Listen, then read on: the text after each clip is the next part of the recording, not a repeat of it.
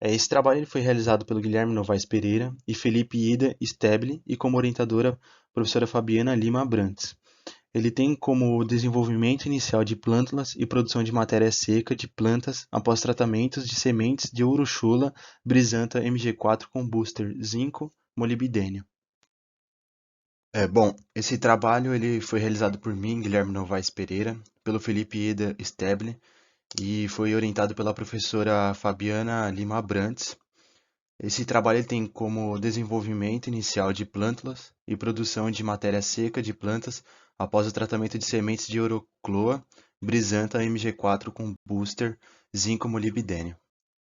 Na introdução, o crescimento populacional está impulsionando o agronegócio, ou seja, ele está forçando e exigindo mais do produtor. Ele está tendo que produzir mais que a população está crescendo. Então, o produtor que tem como foco a produção de carne, ele tem que buscar novos tipos de gramínea e gramíneas que proporcionam um melhor aproveitamento, né? E uma delas é a Euroclua brisanta MG4, que ela tem uma alta resistência à seca e também ela tem uma boa capacidade de rebrota após o pastejo. Ela é uma gramínea colombiana, foi importada na década de 70. Com isso, porque ela teve um destaque na sua resistência à seca. E essas gramíneas elas têm uma exigência de micro e macronutrientes, eles são indispensáveis para o seu crescimento. Porém, como o produtor está tendo uma maior exigência, está tendo que produzir mais, foram desenvolvidos bioestimulantes, que eles têm como promover o desenvolvimento radicular, com finalidade de aumentar o máximo de potência genética do vegetal. E ele também consegue aumentar a produtividade e a resistência das gramíneas. E um desses bioestimulantes é o booster zinco molibdênio que foi utilizado no nosso estudo. Ele tem como principal característica a recuperação e sobrevivência da planta em estresse e proporciona um aumento na sua capacidade de absorção de nutrientes.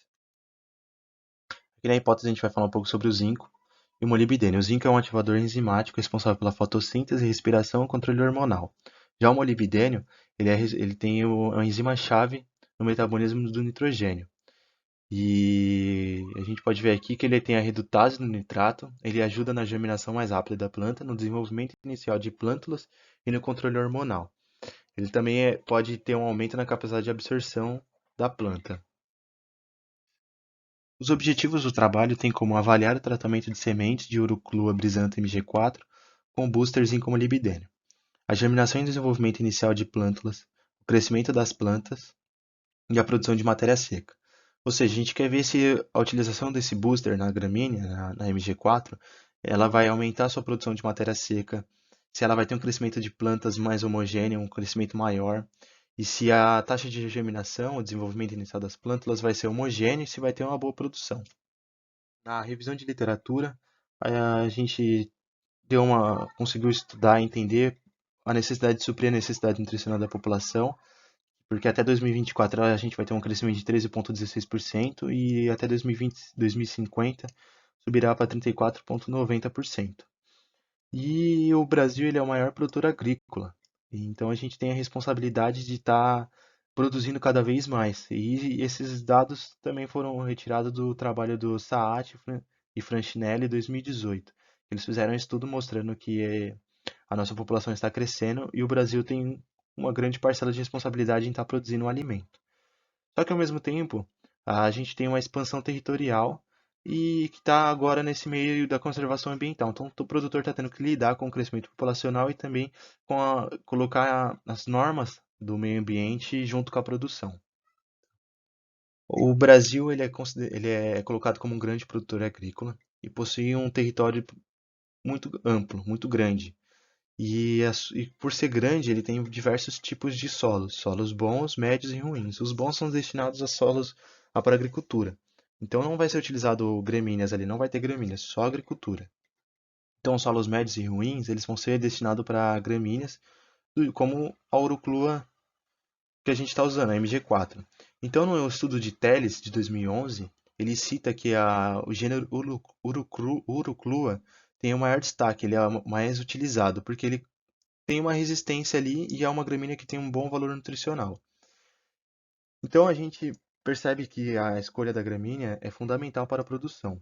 Então a gente entende que a MG4 ela tem uma boa adaptação no clima seco e ela também tem um alto índice de rebrota. Ela é uma gramínea colombiana, ela foi trazida pela Matsuda em 1975 E desde então ela está tendo um melhoramento dela para cada vez mais ela está sendo adaptável ao solo.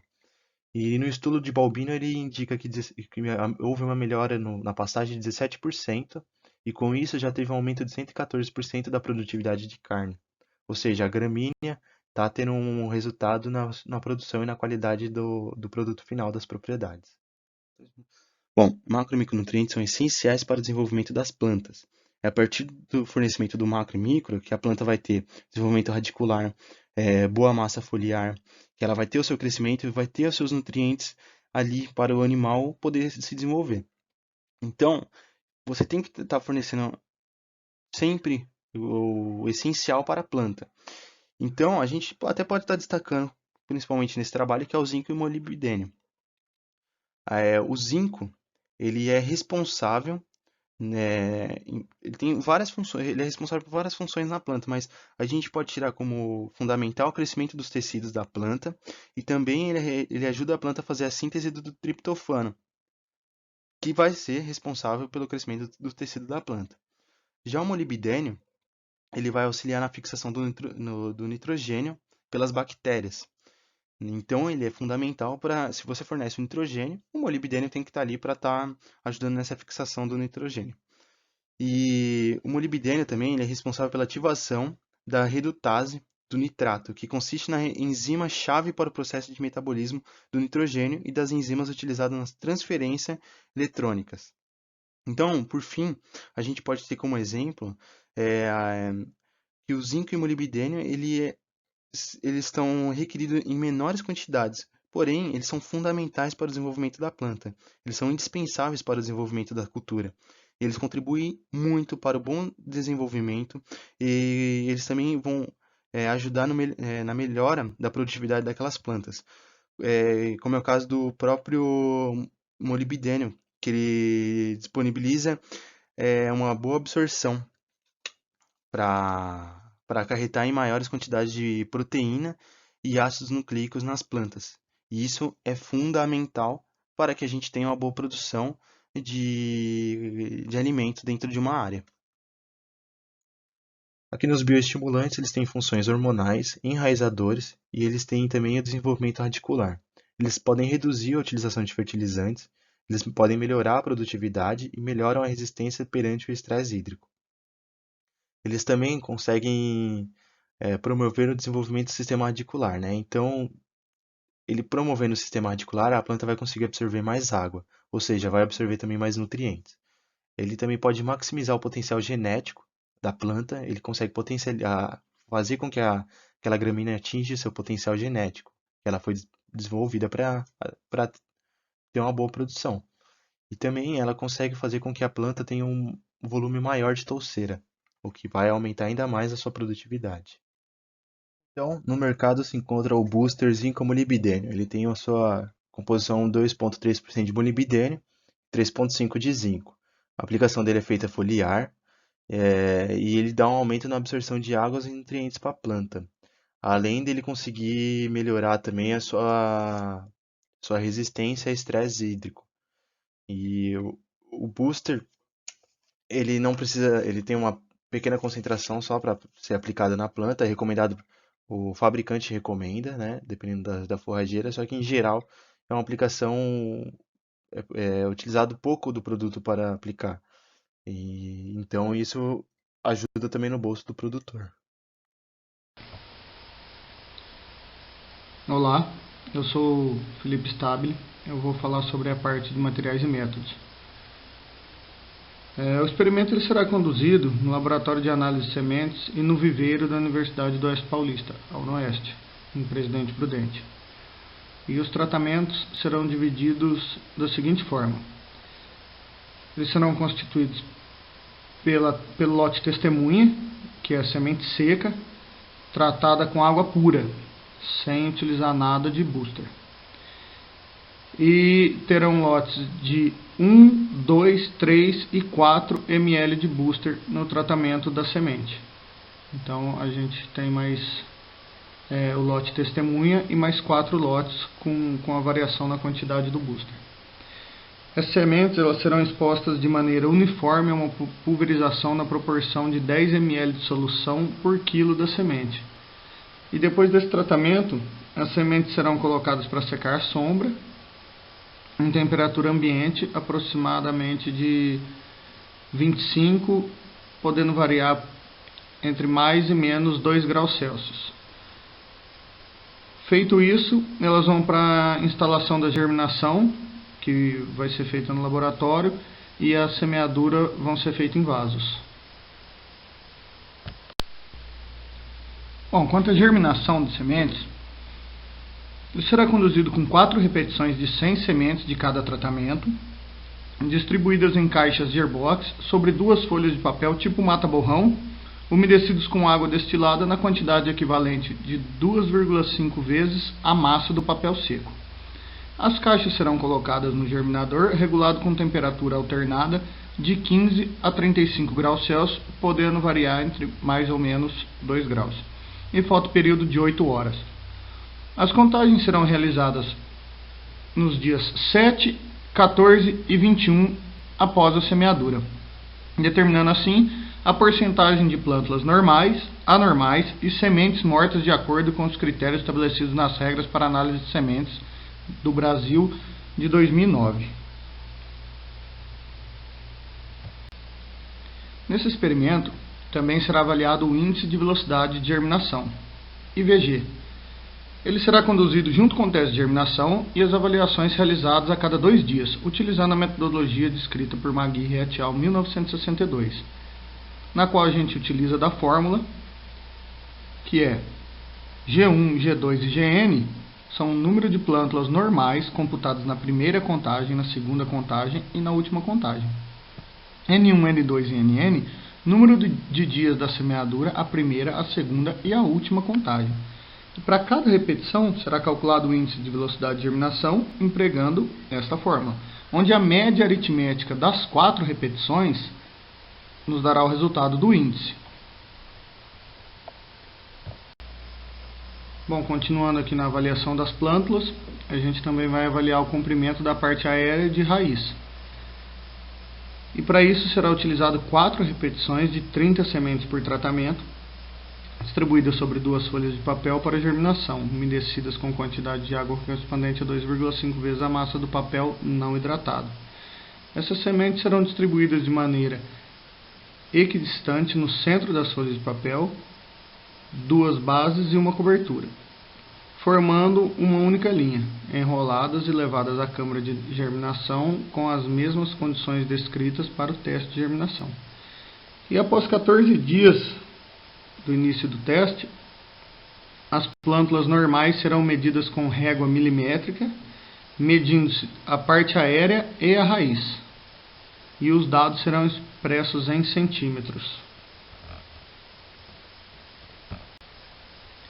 Bom, para determinar a massa seca de plântulas, ela vai ser obtida utilizando as plântulas que foram avaliadas quanto ao comprimento, e o material vai ser colocado em recipientes de alumínio, levado à estufa regulada a 65 graus Celsius até atingir massa constante, que é quando ela deixa de perder massa, né, já que dentro da estufa vai haver uma desidratação, e quando ela deixar de diminuir a massa conforme o tempo que fica na estufa, a gente sabe que foi totalmente desidratada, chegando a ser o resultado da massa seca.